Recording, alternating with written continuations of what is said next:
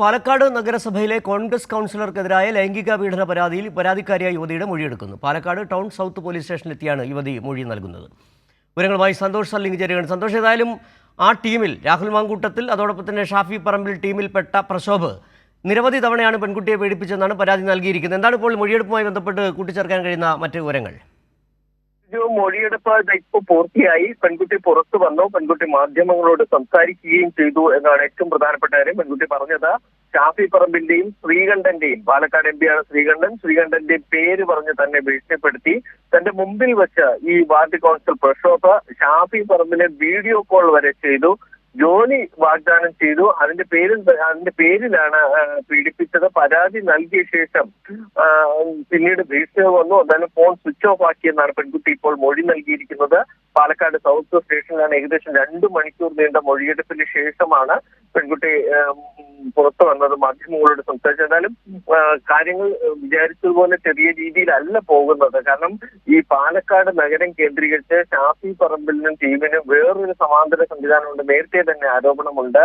ഈ ഗ്രൂപ്പിൽപ്പെട്ട പലരും ഇതുമായി ബന്ധപ്പെട്ട ആരോപണ വിധേയരാണ്. നേരത്തെ രാഹുൽ മാങ്കൂട്ടത്തിന്റെ അഴിമതി പീഡനം വന്നപ്പോഴും സമാനമായി എന്തൊക്കെ സംഭവിച്ചു അതൊക്കെ തന്നെയാണ് ഇപ്പോൾ പ്രക്ഷോഭം ഈ വാർഡ് കൗൺസിലിന്റെ കാര്യത്തിൽ സംഭവിച്ചിരിക്കുന്നത്. പെൺകുട്ടി ഗർഭിണിയാണെന്ന് അറിഞ്ഞപ്പോൾ ഗർഭം മനസ്സിപ്പിക്കാനുള്ള ശ്രമം ഉണ്ടായി, അതിന് മരുന്ന് നൽകാൻ ശ്രമമുണ്ടായി.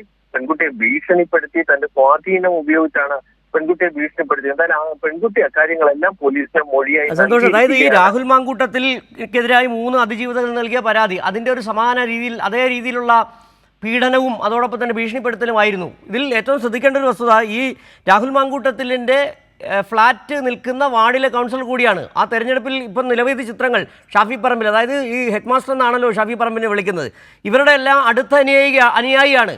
നേരത്തെ തന്നെ ഈ രാഹുൽ മാങ്കൂട്ടത്തിലുമായി ബന്ധപ്പെട്ടുവന്നപ്പോൾ ഒരു കൂട്ടം ആളുകൾ ഈ വനിതകളെ പീഡിപ്പിക്കാനുണ്ടായിരുന്നു രാഹുൽ മാങ്കൂട്ടത്തിനൊപ്പം. അതിൽപ്പെട്ട ആളാണോ ഈ പ്രശോഭനും?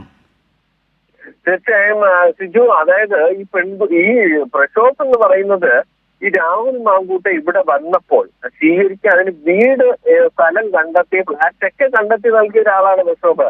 ഈ ഷാഫി പറമ്പിലിന് വേണ്ടി ജോലി ചെയ്യുന്ന ഒരാൾ എന്ന് തന്നെ പറയേണ്ടി വരും. ഇയാളുടെ വാർഡ് കൗൺസിലായി മത്സരിച്ചപ്പോൾ ഷാഫി പറമ്പിൽ ഇയാൾക്ക് വേണ്ടി പ്രചരണം നടത്തുന്ന ഒരു വീഡിയോ സന്ദേശം പുറത്തിറക്കിയതൊക്കെ ഇപ്പൊ പാലക്കാട് പ്രചാരത്തിലുണ്ട്. അതായത് ഈ ഷാഫി പറമ്പിലിന് വേണ്ടി പാലക്കാട് നഗരത്തിൽ കാര്യങ്ങൾ നീക്കുന്ന പ്രക്ഷോഭമാണ്. ഷാഫി പറമ്പിൽ പറഞ്ഞ പ്രകാരം രാഹുൽ മാങ്കൂട്ടത്തിൽ ഇവിടെ എത്തിയപ്പോൾ സ്വീകരിച്ചത്, വസതി ഒരുക്കിയത്, തെരഞ്ഞെടുപ്പ് കാര്യങ്ങളൊക്കെ നീക്കി അതേ രീതിയിൽ തന്നെ രമേശ് പിഷാരുടെ കാര്യത്തിലും കാര്യങ്ങൾ നീക്കി വരുമ്പോഴാണ് ഈ ആരോപണം ഉണ്ടാവുകയും. ശരി, സന്തോഷ് സർലിംഗ് ആണ് പാലക്കാട് നിന്നുള്ള വിവരങ്ങൾ നൽകിയത്.